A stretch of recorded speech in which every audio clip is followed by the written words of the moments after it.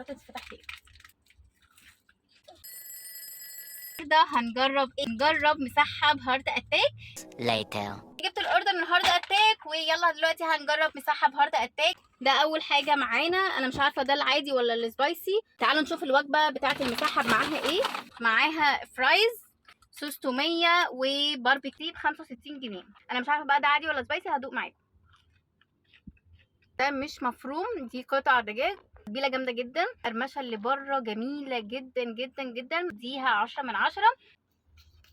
فرايز حلوه 10 من 10. حب الصوص، بعشق التوميه جدا جدا جدا. هنجرب المسحب بالتوميه. جميله مع المسحب، رهيبه رهيبه، 10 من 10 في المسحب بتاع هارت اتاك. انا كده خلصت الفيديو، كان بس كده. يا رب يكون الفيديو عجبكم، متنسوش تحطوا لايك للفيديو وتشتركوا في القناه، واستنوني فيديوهات جديده، وباي باي.